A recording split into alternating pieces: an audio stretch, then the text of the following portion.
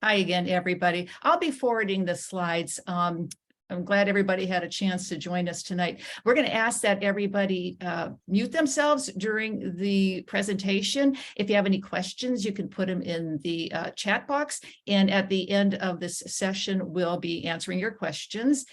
And my cursor disappeared. Okay.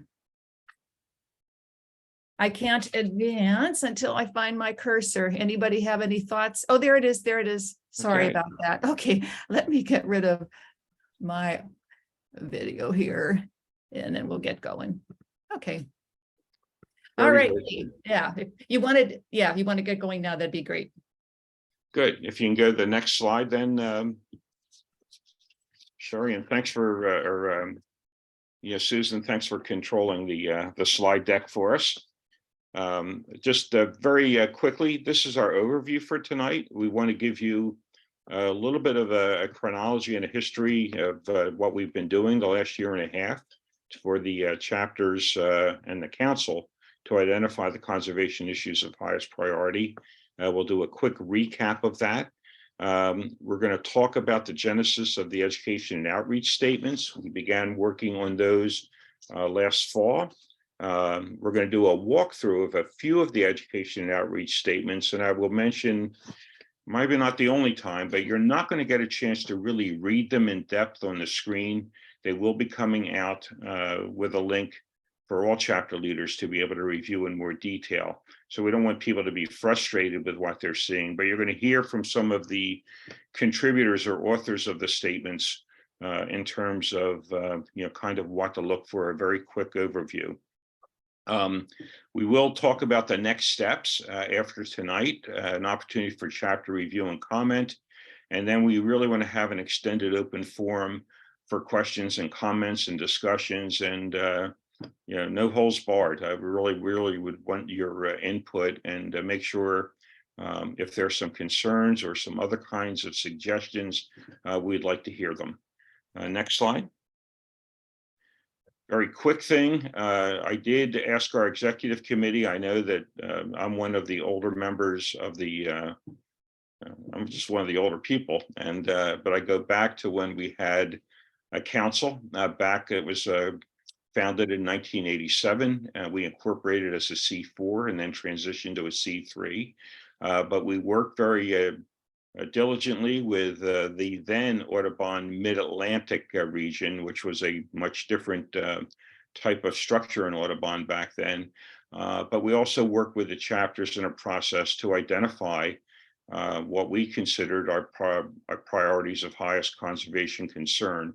I'm not going to go over each of these, but you can see them. These again were developed by a priority setting process of the chapters through a variety of council meetings, and these are ones that came forward. Next slide. And this is what we did. We had a lot of talent, not much in the way of staff. We did briefly have a staff person before Audubon created the state office, the Audubon, Pennsylvania office. But there were one-page statements, and they were statements of policy and position statements. They were single-page narrative. They really focused specifically on legislation. The chapters provided an opportunity to review. It depended on the issue, but some chapters were the lead chapter for some of these. So the one I remember best was for wetlands, and that was the Bucks County Audubon Society, because they were so involved with the Honey Hollow watershed and did a lot with the protection of wetlands back in that era. And then these were used as a platform for action, whether we got involved with legislation. These were this is all before internet, but these were distributed as hard copies and notebooks to each chapter. And these still exist, but this one happened to be environmental education. And I'll be talking about that very briefly in the next couple of slides. Next slide. Jim, I know, I think the way I had this set up is I was going to have you just do a quick walkthrough of what we did now in the modern era, not the ancient era that I was part of, to kind of reprise how we identified our conservation issues of highest priority. Certainly. Thank you, Lee. Many of you have been on some other presentations, so I'll just real briefly go over this. What we did was try to identify the areas in which the majority of chapters had some interest. So we kind of threw out a complete list in June 2021 of just about every kind of concept you could think of, solicited more of those. Throughout the fall, we prioritized those, used some SurveyMonkey and other techniques to rank these. We got together and reviewed those, and thanks to Nilesh and Karen Campbell helping me sort through those and group them, we presented this in February of last year, just almost a year ago, what the results were. We continued to tease those down. And then, in more recent times, Lee has led the effort to put together a template for creating these education and outreach statements. I know we debated whether they should be called policies or advocacy, but thought that education and outreach was the most acceptable term for us to be using. And now we've actually begun to develop those, and I'll kind of reiterate something Lee has said, and we'll say again, is that there is no pride of ownership in these, and that we would love to have anyone's talent or interest to be involved. If there's any of the topics we're talking about that you have either a passion or a subject matter expertise, we'd love to have you develop them. Next. And so just very quickly, just kind of down, when we ended up grouping through, and you can go through all those pretty quickly there, Susan, we found that they seem to have grouped into three broad categories. And one was things that could happen on the individual level. And those are things such as native plants and backyards and recognition of bird-friendly properties, education about natives, minimizing window strikes and dealing with invasive plants. These are all things that really happen on a one-on-one level with our members or constituents or the general public. Next. Then there are things that are a little bit more community-wide, and those are things like lights out or bird safe Philly, Pittsburgh, Harrisburg type things, creating wildlife corridors and riparian buffers, properly siting renewable energy projects, encouraging the creation of environmental advisory committees, and of course, Bird Town. And then there are things that we thought really kind of spread to the full state and really even federally in breadth. And those include, Susan, creation or management of IBAs, certainly plastics in the environment, properly sited renewable energy, again, when you're really talking large scale type things. The education standards, which do come out of Harrisburg, environmental funding, which also comes out of Harrisburg, and certainly everyone's favorite fracking and alternative. So we put those all together in this little bit of a chart. And these are not the actual work, but these are the areas that we think we can work within that meet the needs of the majority of the chapters. And so the chart just breaks down to these overarching goals. The chapters will work to engage members and other members of the public to take personal action, right up through on the state level that will work collectively to affect policy and outcomes across the state. There are these very specific ones that have been identified, and you'll see that a few of these education outreach statements for these have already been developed. We tried to define the role for the Audubon Council, whether that's facilitating best practices among chapters or providing education or technical support, right up to coordinating and driving some of the advocacy efforts. Again, things that are of mutual concern across the state. And we listed some potential actions that could happen, and some of those have already come to fruition. In the center, we said, well, maybe we could function as a fiduciary organization for Bird Town, and that's already been enacted and is working well for a year. We have a couple of others that we might decide to bring in-house. We've taken a few of the former working groups that Mid-Atlantic Audubon seemed to want to distance from and have incorporated them as committees within the council, such as the just forgot the one of them, the window strike and bird-friendly building one. So that's now a working committee, as is the renewable energy task force is now a committee of the council. So those are basically providing a framework in which we think can serve the chapters. And as we said before, this is not meant to necessarily be a replacement for the role that Mid-Atlantic Audubon might play, but to be an adjunct and to fill the gaps that perhaps are not priorities for National Audubon or the regional office, but chapters have identified are important to us here in Pennsylvania. And I turn it back over.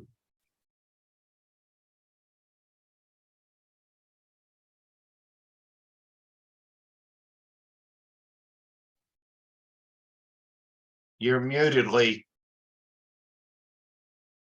I'm sorry, it's probably my my best best slide. I'm sorry. I've unmuted, but what I wanted to say that based on Jim's chart and the work that he did with Barbara and Neelish as part of that evaluation work, we wanted to develop a template, something different than the policy and procedure documents we had back in the early 90s. And we came up with a 2-page template. We listed the conservation issue. You see that as the first page, a little bit of a description of the issue. It's why it became a priority issue for us. So it's not reinventing the wheel, but it's kind of making a statement of it. But then we use that table, that chart, we varied it a little bit. And if we go to the next slide, you'll see the way this works out. This is the first column. If you just pivot back, Susan, to the previous slide. Yeah, so if you see that first column, it's chapter role, council role, Audubon partner role, and that could be any number of partners, Audubon Mid-Atlantic. It could be one of the other conservation groups or organizations like We Conserve PA and Future.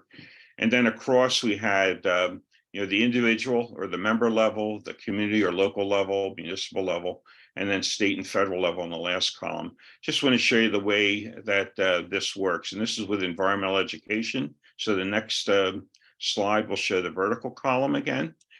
And so you see it highlights the 3 kind of categories. This is all individual. This is the kind of thing, all draft, so we're going to look for input. And the other thing that's important is none of this is prescriptive. What we're really trying to do is identify opportunities. So for example, under the chapter role, many chapters provide scholarships to the Hog Island camp. So this is one where, hey, you can send somebody to Educators Week at the Hog Island Audubon camp in Maine. Does that mean every chapter needs to do this? No, but it becomes an opportunity, something that can be considered. And there are other kinds of things here. The council role, becoming a clearinghouse for some of the things that some chapters have done. I know Lehigh Valley Audubon does a kids great backyard bird count, or they do a kids Christmas bird count. There's some other ideas like that have been shared among bird towns, but also is something that could be shared in the council, trying to create a clearinghouse that can help to share some of these great ideas that are easy to duplicate. And then looking at the partner work, work with the Audubon centers or work with the educational programs at state parks or nature centers in your own area, or like Bucks County and Audubon Society of Western Pennsylvania, where they operate their own nature centers, where there's some things that can be done. The horizontal column of just reflecting on the next slide. And then it shows the chapter role, the first column, the first category on the left, and then looking across the individual level, the community and municipal level, the federal, state and federal level. So for example, I'll go all the way to the right. We know that the state budget is a battle each and every, April, May, June, and, looking for state funding for local schools and school boards, especially as it impacts environmental education, might be something we want to get involved with as a chapter, as a council, and with our conservation partners as well, much as we did with Growing Greener this past year. So I'm doing this so you can kind of read it. Don't take the time to read it now, but we'll make sure this is on the website after the recording is put up there, and that the June drummer comes out, so everybody has the link to it. But this was just a way to really kind of demonstrate or illustrate the way the charts were intended. Next slide. Yeah, just blow all the bullets in, if you will, Susan. This is the first time you're going to see this slide. You're going to see it again, but we're doing the kind of the preview and the walkthrough this evening. Later, you're going to get a digital collection of all the draft education and outreach statements that have been created to date. That'll come out with a link in the drummer around mid-January, I'm sorry. And then we really are going to invite chapter leaders to take time for their own individual input or as chapter boards. We just want some good, thoughtful, advice and suggestions from the talent that's represented in our chapters. We will take a look at the revisions in February, late February, early March, and then we'll be providing the revised drafts to everyone after we have some input collected. I'll come back to this if we go to the next slide. We're now going to look at clusters of several of the documents that have been created by a number of different people. And I always want to highlight the talent that is in our chapters. There's a great deal of knowledge and strong individuals that have great background on these issues in our chapter network. So looking at bird-friendly buildings, we're going to be looking at the Lights Out initiatives and then also the bird collision work. And I'll be inviting Allie if she wants to comment on the Lights Out one. I'll start with that one next. Oh, my cursor disappeared again. I don't know what is doing that. It seems to come and go at will. Susan, just use your arrow keys to go left and right. So if you go right with your arrow keys, there Thank you very much. That's good. Okay. All right, so these are all draft. I don't expect you to be able to read them. I know that we've had input on this from me, from Allie, from Keith Russell, from Pete Sanger. Peter had a great deal to do with this. But then the Lights Out initiative, Allie's been a leader with Lights Out Harrisburg, and then Wyncote and Valley Forge have been leaders with Lights Out Philadelphia, Lights Out Philly. So this kind of gives kind of the general statement. We're hoping that cities like Allentown and Erie and Scranton and Wilkes-Barre, that other cities may come on board with Lights Out. Allie, I don't know if there's anything you want to add to that. Yeah, I just want to say that this initiative has been really a game changer, I would say, for Appalachian Audubon. It really created a lot of partnerships for our chapter that we didn't have previously, and has gotten people very excited about conservation efforts around buildings. And I think it's an easy lift to start the conversation about bird-friendly communities in general. And so it's a really great initiative to at least start talking about what bird-friendly buildings are. And then on the greater scale, what bird-friendly communities can be. It can be native plants for birds and bird-friendly buildings, and it can really grow a whole program in itself. So it's been a really great initiative, and I think this is a really important topic to cover, and I'm really thankful for Lee for helping with that. National Audubon has been great to work with as well on this, and we're excited for where it's going to go in the future. So Lee, I hope I kind of covered some things. I'd be happy to always answer questions or talk to anybody individually about it as well. So that's great. And we're going to, Allie, talk about that in the back end too, when we get to discussion. There's always the great opportunities for chapters to provide support and leadership for other chapters, or just be a guide for somebody else there, another chapter that has done it. The next slide is the chart that goes with this. There's some input here in terms of those columns we talked about and the rows that we talked about in terms of this. I know that, for example, at the federal level, boy, we're in the 118th Congress. I don't think the House is doing business yet. But, one of the things that has been introduced, and Peter, I'll lean on you a little bit, but I think it's been at least the last 4 legislative sessions, there has been the Federal Bird Safe Building Act introduced. And it has really not gotten anywhere, but very important with it is the issue of lights in this case. And then we also will see it again when we talk about bird collision. But a lot of the issues about lighting kind of correspond with the LEEDs criteria, in terms of what kind of lighting there should be on buildings to make them bird safe, or the lack of lighting, or where lighting is used. So that's something that's kind of in that right column. Allie, I know you talked a great deal when you revised this about things people can do on a personal level, even if they don't live in a tall building. I don't know if you want to comment on that.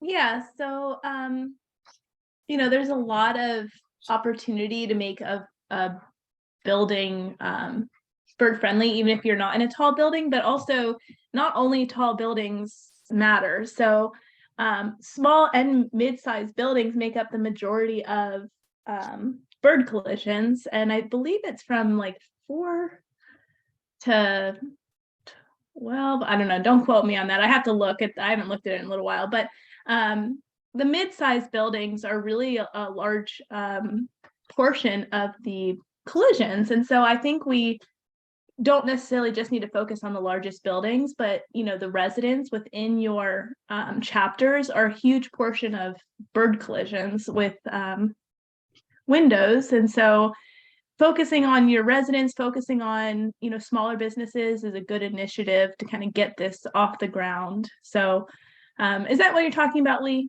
Yeah, partly is that we can really pivot from lights out to the other issues. Okay, yeah. I see where you're kind of going with that. Yeah. Yeah, so go ahead. And that's where we can pick up with Peter with the next 2 slides that have to do with bird collision. So, yeah, go ahead, Peter. Well, we can do this together actually because it's tied together. So going from lights out, which gets an incredible amount of press nationally, because when these mass collisions occur in big cities, like what happened 2 or 3 years ago in Philly, it gets a lot of press and it gets a lot of traction, just like the big oil spills get. But the fact is that 99% of bird collisions in the United States occur at buildings. It's about 50-50 for residential homes and low-rise buildings, 4 stories or less, college campuses, industrial parks, and places like that with nice vegetation. Only 1% of window collisions occur in big cities. The problem is that it doesn't get any attention because it's 1 or 2 or 5 or 6 at individual homeowners where the birds die with a thump, fly off and die of a concussion later, or get hidden by vegetation. It goes unnoticed. And I think everybody on this call will probably tell me, oh, we don't get any collisions, or we only get 1 or 2 a year. And if you have windows, you're wrong. I can prove it to you, but it's a difficult uphill battle.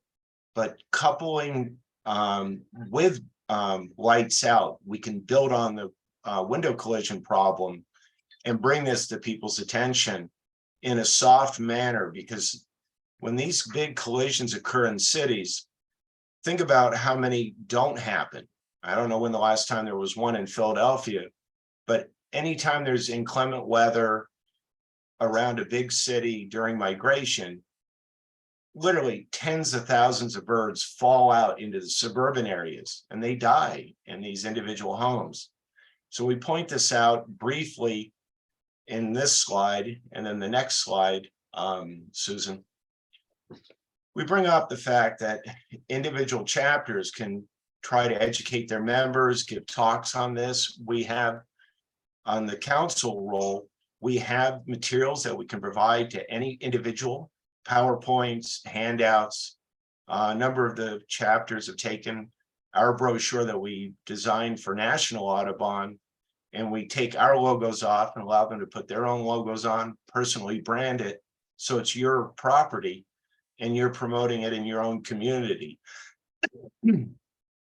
So at an individual level, you can encourage your chapter members, because you don't need permission from anybody to do your own home. Your spouse maybe, but you can, yeah, I had to ask.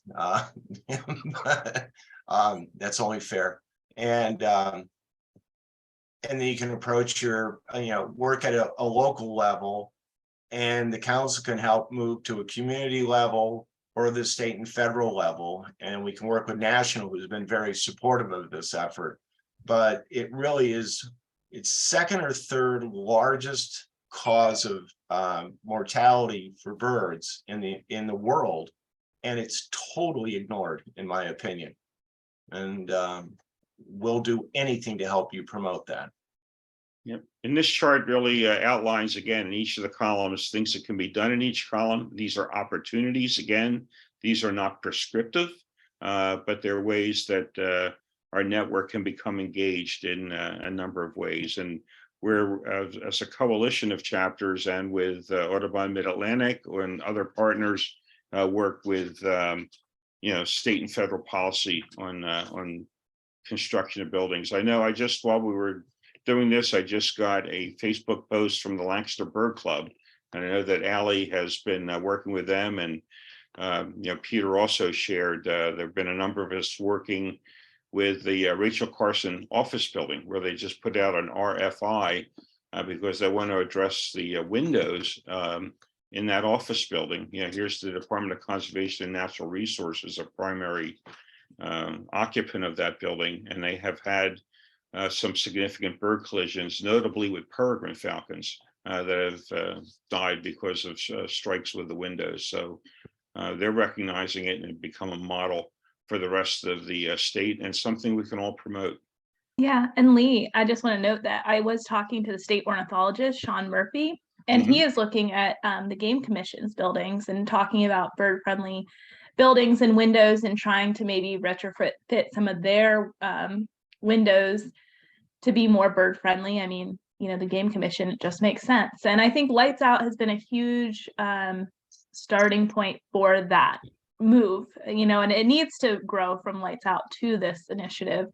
But I think it's just, an easy win for people, and then they start thinking about it and learning more about it, and it just grows in such great ways. So Peter summarized it, extremely well, and has been a great asset to this as well. So thank you to both of you.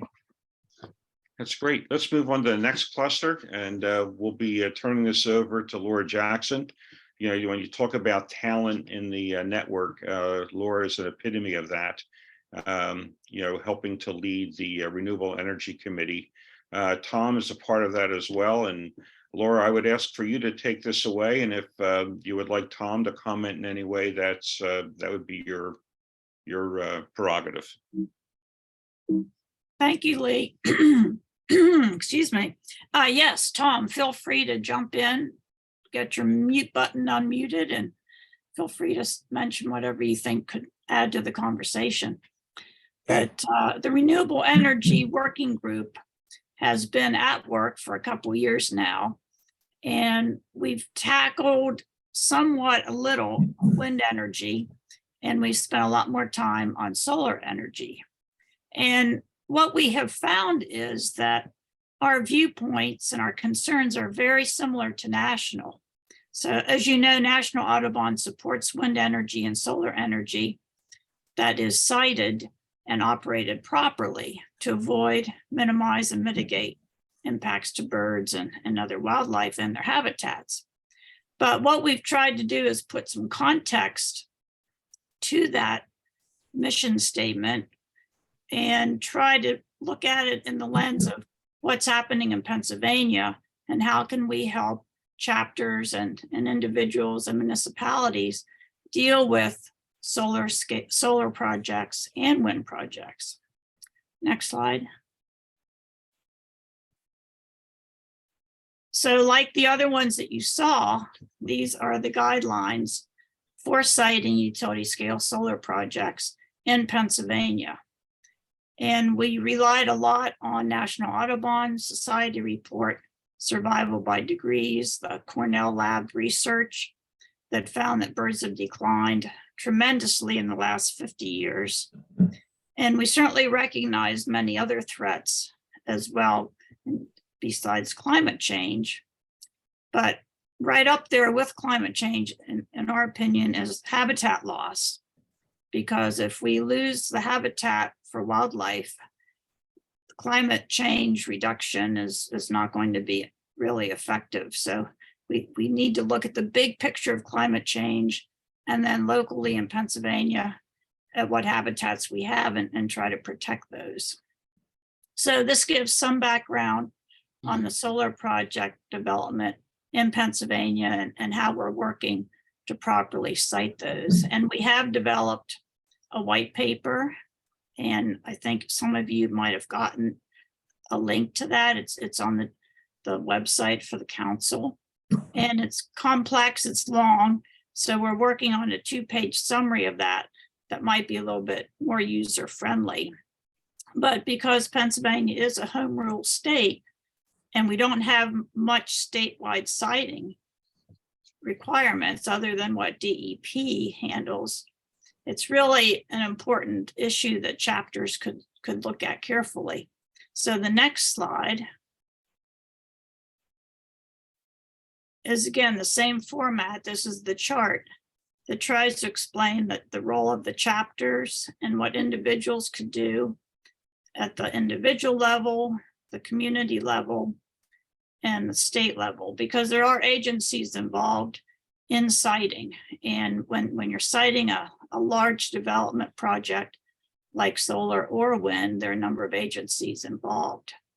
But again, there's also that home rule condition, meaning that the municipalities have a lot of clout, so to speak, and they can develop ordinances. And that's part of our white papers to help Audubon chapter members understand the role of ordinances and how they can be developed really with citizen input would be ideal. And then there's the role of the council to try to provide more educational opportunities. And you can see again, it's set up similarly to what you've heard with the other initiatives. So it's going to take a group effort of partners working with Audubon members and definitely trying to educate ourselves as well as the public and municipalities. Next slide.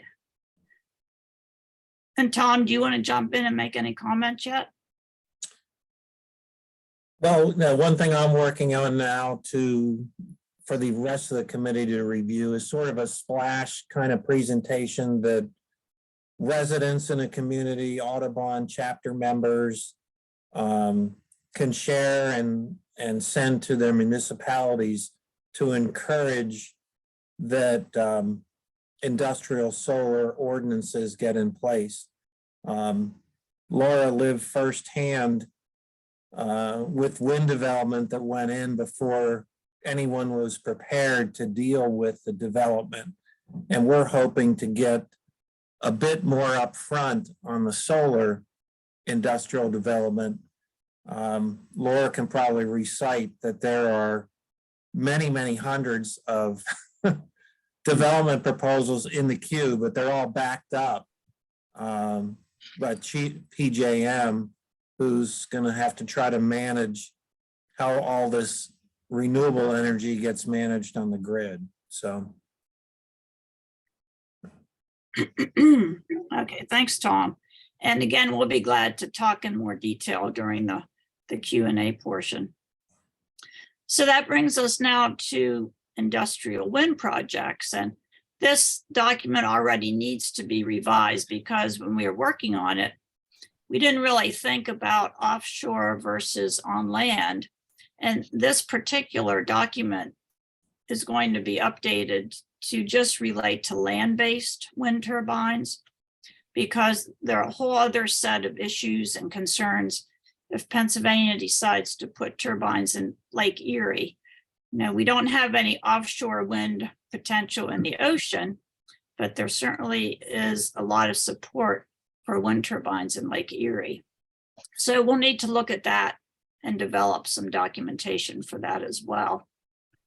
But again, it's similar concerns that we have with solar siting. We would like industrial wind turbine projects to be sited so there's really very low impacts to birds. And that's very difficult because Pennsylvania doesn't have much wind energy potential unless you go to the tops of mountains and unless you put turbines in that are 600, 700, 800 feet tall.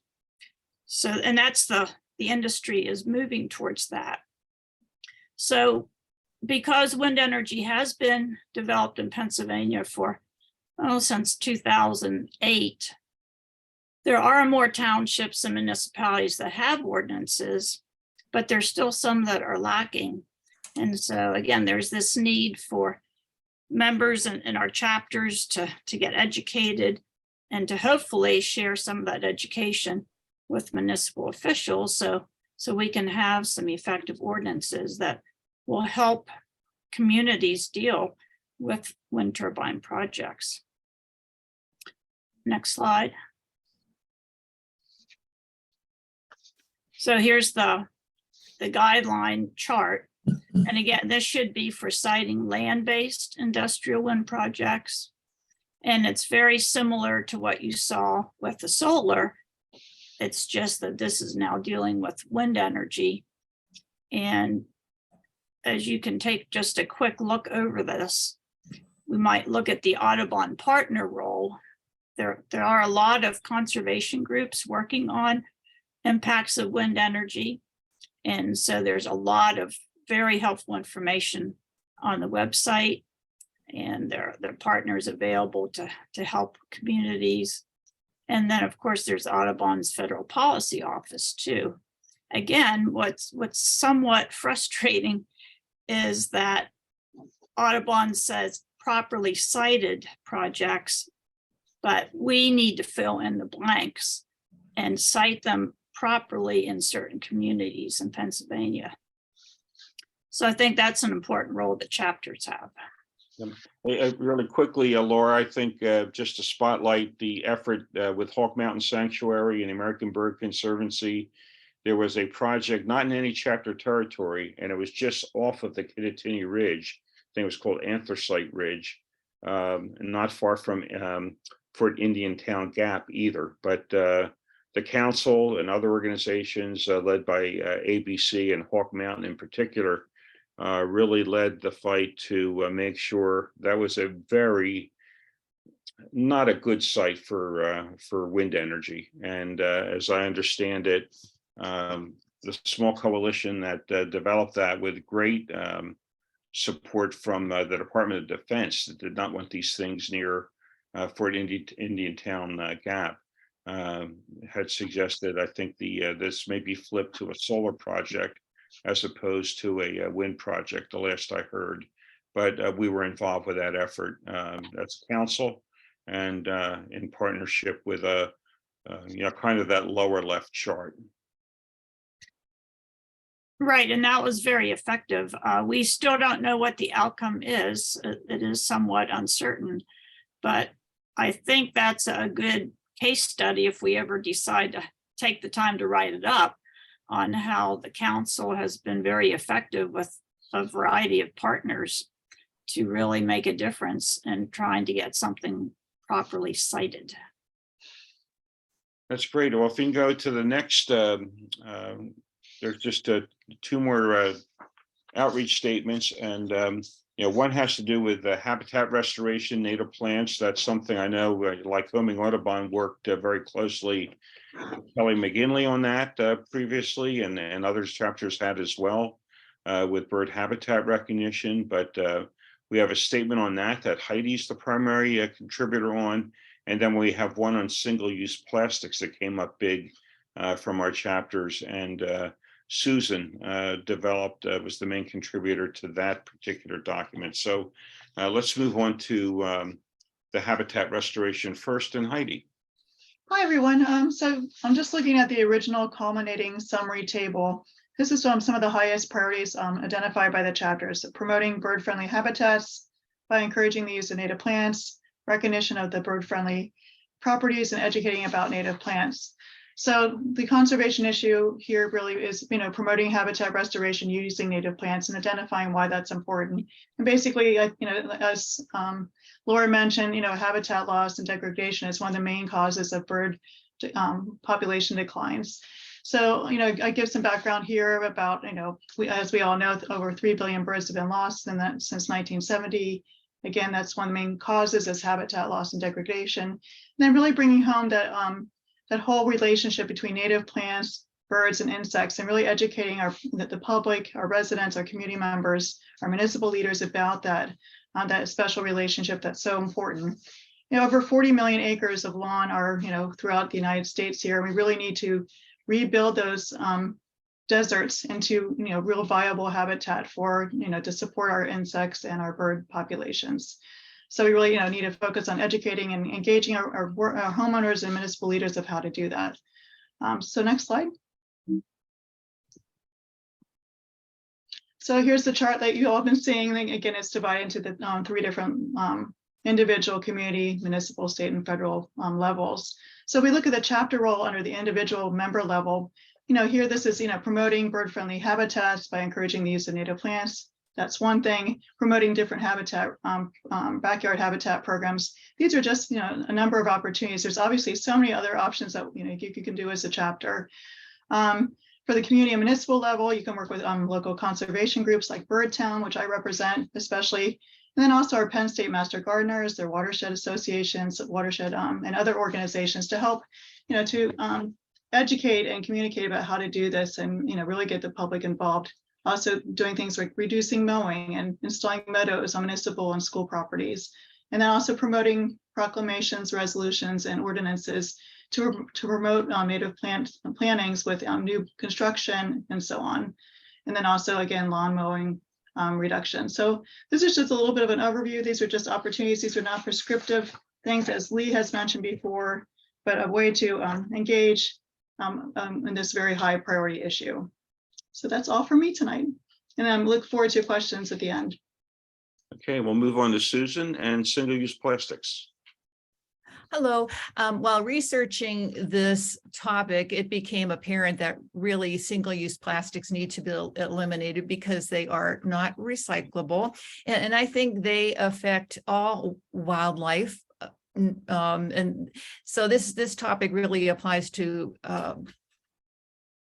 everything beside, in addition to birds. But I learned a lot about how plastics affect not only seabirds, but also land birds. And the extraction of the raw materials to build single-use plastics is a polluting process. And these cracker plants that make plastic nurdles for single-use plastics tend to be in areas where the people who live there are poor or people of color. And there's just really not one good thing about a single-use plastic of the kind that we're used to. Perhaps something like a plastic heart valve is a good idea, but something that's used once and tossed away, we just need to get rid of them entirely, in my mind. And that it means that since it's such a huge project, we need to work a lot with state and national and even international groups that have already been formed to try to deal with this problem because it's so widespread and pervasive.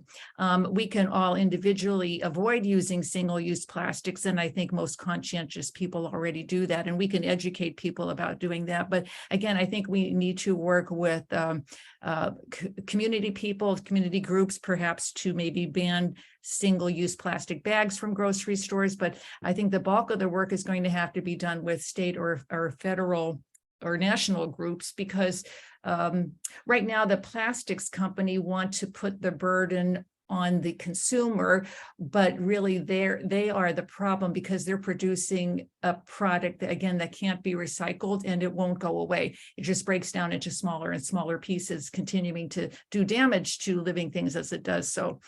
So it's a huge project, but it needs to be dealt with. So I think Audubon can help along the way. Thanks, Susan. And this is just a list of some of the things that are in the pipeline. Hopefully, many of these will be in addition to the 6 you just saw profiled in the link that you will get mid-January. Environmental education is done. There are a few others that are done here. Some are not done. And if any of you on the call have a particular interest in any one of these, and even some of the ones we've already reviewed, we really want your input. And in fact, in some of these, if you have a particular expertise in terms of research and interest in any of these that are on the list, and some of that are not on the list that need to be added, that were part of what Jim Bonner's group had identified. We need some help to develop the one-page statement and to help to put the opportunities that are in the that populate the cells of the chart that goes along with each of these. We think this is a good format for us to take a look at, and we welcome input. Next slide. Just to blow all these bullets in, this is the repeat of this. You may not have had, and you certainly didn't have a chance to read any of these in detail. Really appreciate the contributors for doing the review of the ones that we spotlighted this evening. But these are going to be the next steps for an opportunity for any of you that are on this call, other chapter leaders, and also boards to become involved with reviewing the documents. So this is the near-term timeline. A lot of this is winter work. And remember, we consider these to be kind of biennial, to go along with the 118th Congress and the 2-year session of the General Assembly that's coming up. But frankly, as we said, for example, with bird collision, that federal legislation has been with us for probably almost a decade, if not more. So some of these things will continue in terms of our efforts, but it's great to review them, revisit them, repopulate them, and at least getting this whole tome started with our education outreach statements will be a valuable starting point to build on for others and for future revisions. Next slide. You put all the bullets in. A couple quick things about these charts. The executive committee, when they reviewed the PowerPoint, really suggested that we talk a little bit more about how these charts can be used. And in some ways, these education and outreach statements really help to define some of the work that is ahead for us as chapters, as a council, as partners with Audubon Mid-Atlantic, with Penn Environment, We Can Serve PA, and others. For what we can do. And I'll just pick a couple of these. For example, for education and outreach at the chapter level, and almost every one of these charts working with a chapter, with your individual members or your individuals in your community, having programs that you can pick up from, or either a clearinghouse from other chapters that say, hey, we had an outstanding program on backyard habitat and introducing native plants.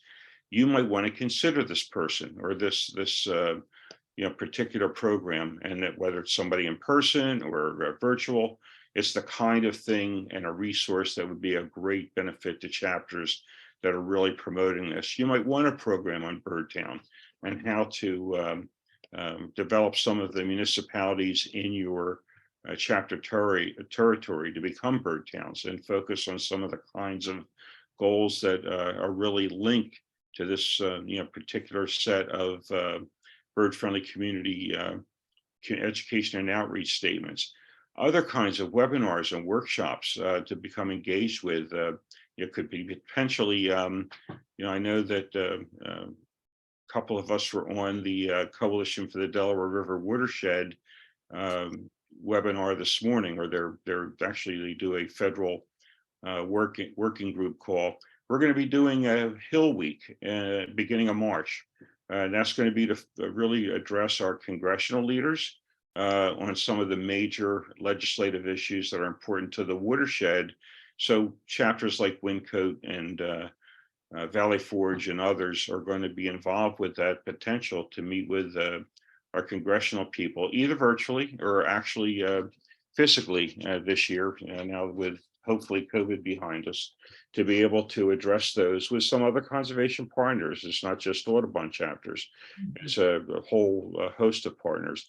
There's others that are similar like this in the Chesapeake Bay, where, looking at some other parts of the state, looking at a chapter with great resources like the Audubon Society of Western Pennsylvania, where there's the native plant work that they have done in terms of nursery work and providing these to the community and recognizing yards, pulling those talents from a chapter like that or from other chapters or key individuals, putting them into a clearinghouse will be extremely helpful for us to take advantage of some of the opportunities we're citing in these particular charts, or to develop resources that we can begin to share, some that are already in the Audubon Library, National Audubon. When you go on to their links, sometimes there's some things there, things like Peter Sanger developed with the brochure on bird collision that you can put your own chapter logo on. These are the kinds of things I think that the council can help to promote, to strengthen things that chapters want in line with some of these issues, and tools that we can help to leverage and provide, that would be particularly helpful as well. And I also have to identify other needs or gaps in our work, that be a particular, kind of thing that comes from these templates that'll help to guide us. So you can take a look at that as we go forward. The next slide, I am going to invite Tess, and I think just blow all the bullets in. And Tess, I know that you've been in communication with some of our chapters and looking to do something that'll really be helpful as a follow-up to this work that's going on. So Tess, invite you to comment on it.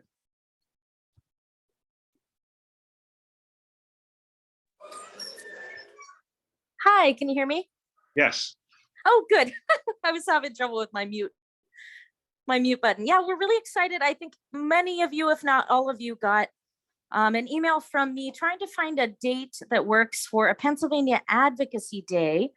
It's looking like it'll be in mid or late March. And this is just what we want to get out of this day is not just a way to connect with elected officials and talk about priorities in the state, but also for the chapters to get together. And we're looking at inviting some partners as well. I'll definitely keep everyone in the loop as we start planning that. We're still in the very, very early stages of planning it. So I'll be sure to loop everyone in. And thanks so much for mentioning this, Lee. We're really excited. I'm really excited to do this as well, to get to know the chapters a little bit more and get more involved with advocacy days and hopefully some future lobby days as well. That's great. Thank you, Tess. I was really pleased we could add this slide. It was just, as you were going forward with this and we were planning this particular council meeting, it just really dovetails nicely. So with that, this is the end of the PowerPoint, and I really want to turn it over now to Paul Burrows with some help from Susan to be able to address any questions in the chat and to leave this open for any other kinds of questions or discussion. Really would like feedback, on what we're doing, in terms of getting these materials to you and giving you the opportunity to provide reactions, suggestions, and input. Thank you, Lee. As you know, there's been a lot of work that has gone into the presentation that you've seen tonight, but you've also seen the word draft over a lot of the pages. And this is indeed the drafting stage. And there's been a lot of work put in by a small number of people, but now that we have a greater audience, we're asking if you have any questions, comments, criticisms, thoughts that you might want to share with us, so that as we go forward, we'll have your valuable input, and we can do that now or at some time in the future. You can email, but we'd appreciate your comments now so that we can all hear them and give feedback if we have the opportunity. Anybody? Susan, was there anything on the chat for questions or comments? Yeah, Well, there was some FYIs in here. Let's see. The Department of Agriculture came out with a guidance document for grid scale solar and farmlands. I saw that myself just last week. Personally, I think the one that was done by the Renewable Energy Committee is better because it's much more thorough. So not to downgrade the Department of Agriculture, but there is a link there if anybody wants to, in the chat, there's a link to that particular document. And then there's a comment about agencies and nonprofits are developing documents for municipalities to develop effective ordinances for utility scale solar. So that's helpful to know that also. Someone mentioned that the Pennsylvania Humane Society is working on a bill to promote or to ban balloon releases. I would love that myself. I get sick of picking them out of the trees when I'm out walking. The next is Tamela Trussell in Harrisburg. She's starting a grassroots organization around single-use plastics, and there's a link to her organization. That's useful to note too. I'll have to contact her. We have a thank you from Phil Whitmer about the templates and how they're laid out. And I agree. I think it makes things easy to understand the way it's set up. And Tess says, hop off. She's got to hop off to another meeting, but thanks for including her in tonight's program. And that's it for the chat. Now, there's a couple hands up. I see Neelish and Ali have their hands up. Your choice, Paul. You can call on. I don't, I'm having trouble seeing the picture. Neelish, do you have something to add? Yeah, so thanks for the presentation, and I think the way it's been put together, I think is very, very clear. But once we dig into it, I think we'll see the nuances better. But we're tilting at some very large windmills, and so I was wondering whether the council's given thought to how to turn this into bite-sized pieces we can bite into, particularly perhaps even a set of steps that could lead to ultimately meeting some goals. I didn't see any goals specifically laid out, but ultimately, presumably, we're going to put some goals in place so we'll know we've actually achieved something.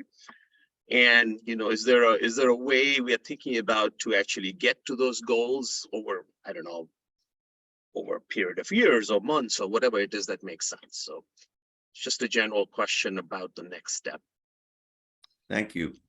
Should we add a contact person to each of the drafts who would serve as a so-called expert advisor on how to take the first steps and help people get going on an individual subject? Yeah, we can circle back that. Thanks for both comments. And I think there's something, we need to consider as a council. They're both, I think, both important comments for consideration. There was another hand. Who was that? That's Ali. Yeah, excuse me. I think the comment just made was really great. And I think metrics around each of these topics would be interesting. So something to measure. So for Lights Out Harrisburg, how many buildings, and trying to grow that every year, how many participants you have could be a good goal or metric that you could use to measure your success. So Appalachian Audubon is always looking at how we can measure our work and things like that. So good comment. I just wanted to say thank you to everyone who's put in so much work on this. This is great. It's a great tool for our chapters. I think it's going to be very useful. I like how it's laid out to talk about what you can do on a chapter level, individual, state, federal. And I like that we're all working together on this. So I just want to say thank you for that.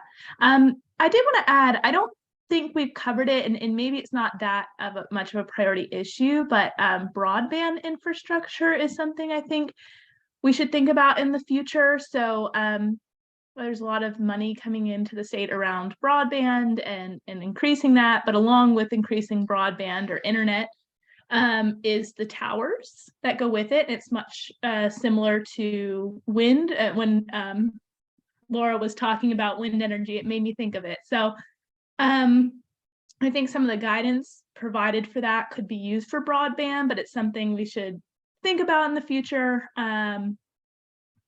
You know, kind of along those lines. So just something to think about.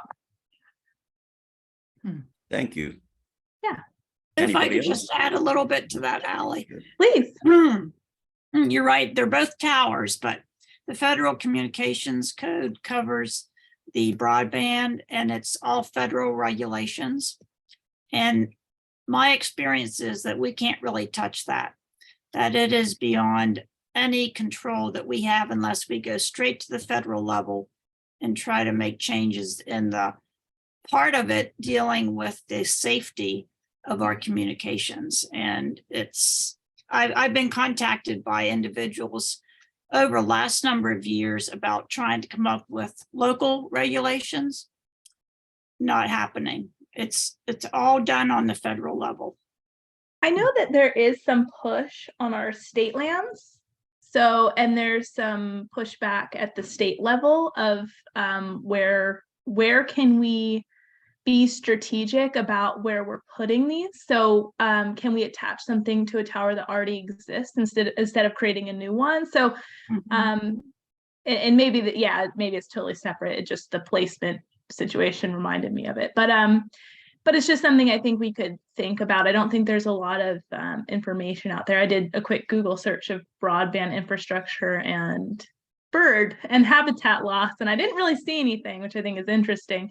But it's something we're grappling with at the state level of trying to handle.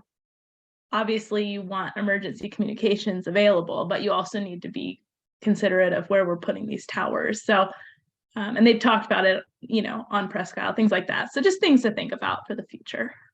Yeah, if the state agencies have some sort of input, that would be wonderful. Yeah. Okay. Thank Phil, you. Mhm. Well, Phil, you I have think a- this, Phil You has his ready? hand up. yeah, I think this was already mentioned. I just want to say that, you know, some of this, I mean, the job you guys have done is so comprehensive that it's a little overwhelming. And so it would be nice to have a resource as each chapter is tackling some specific area to say, you know, drop them a line or, you know, email them or something to say, okay, well, where do I really get started with this? And like, so, you know, what might more specifics be? I know one of the things that concerns me about window collisions, it's, well, what guidelines do we have?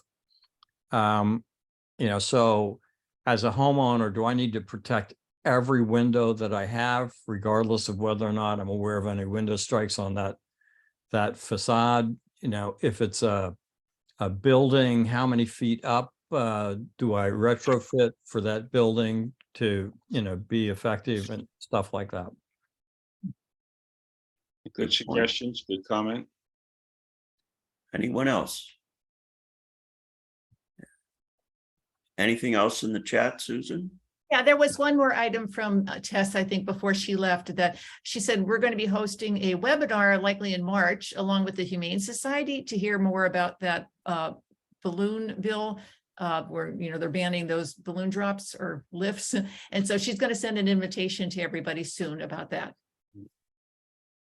And Yeah. that's it for the chat. That's good. I'd like to just note one thing, Ally and Laura I know has been involved with this for a while, but we had some success here locally in challenging cell towers by using zoning.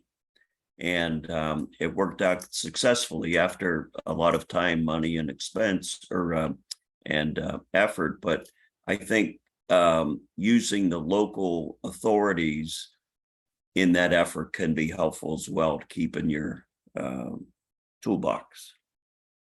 Yeah, that whole discussion, Paul, I just kept thinking of Elon Musk and low-level satellites. Hey, that's something that is interesting because I think there is a service provider who's interested in doing that, which would eliminate some of that infrastructure. But Paul, great comment. I really appreciate that. So thank you for mentioning that. Yep. I hate to add like 2 more things to a list. I don't know if anybody's keeping a list, but I think pesticide usage and lead poisoning could be things to consider for the future. I'm not sure. I can't recall if that was listed before when we went through the whole exercise, so I just wanted to mention it. Yeah, I do know that the lead ammunition was something that was mentioned. It did not get as high a priority, Sure. but clearly it doesn't mean that it's not important, but you can't work on everything at once. And you know, and even with what we've just put on the table, I'm not sure we can work on 3 things at once, but it does provide, as we kept talking about, opportunities. And there, in some ways, it's a menu that chapters can pull from. You know, what makes sense for a particular chapter in a particular part of the Commonwealth, and that's of interest to their you know, particular members. You know, so it's kind of a menu that way, I would hope. But then there's also the prospect.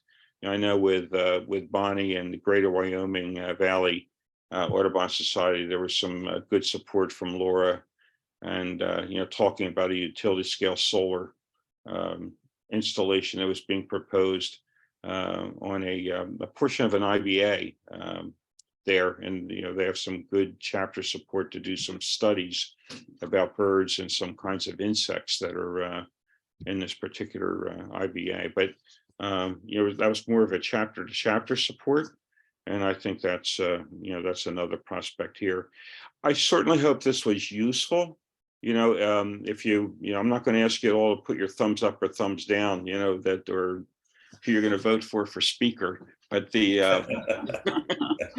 but the thing I would ask is, if offline you want to shoot an email to the Pennsylvania Audubon Council, some immediate suggestions you'd rather not share publicly here, but you know, it could be like, Lee, you talk way too much, or you know, something like that. You can certainly add that. But if there's some aspects of this presentation that you thought were useful, or some other suggestions, that'd be a great place for immediate feedback. We'll certainly make this recording available on the website. And again, I appreciate the turnout. I think we had at least a dozen chapters, maybe 13 represented here. And that's always great too. With 21 chapters in the state, the more we can get involved, the better. I did, one chapter leader had hoped to participate, but indicated that he had a conflict. He was at the Rose Bowl, and I can't blame him for that. So he's still out in Pasadena, and saw a very, very good game. That was fun to watch. I don't know how Oklahoma did this weekend, Ally, but I didn't even want to look. It wasn't that bad. They lost, but it wasn't that bad. I hope I didn't spoil it for anybody, but it really, I don't know how they ended up in a bowl game playing number 13, but that's a backdoor deal of some sort. But well, on that note, with Penn State victory and Oklahoma loss, I think we can close this meeting. And again, thank you all for participating, and look forward to these documents coming out. All right, we'll get them out to you probably right around Martin Luther King weekend, somewhere in there. There'll be a drummer with a link, so you can get to the set of documents. Thank you, Lee. thanks, Yep, Lee. thank you. Good night. Good night.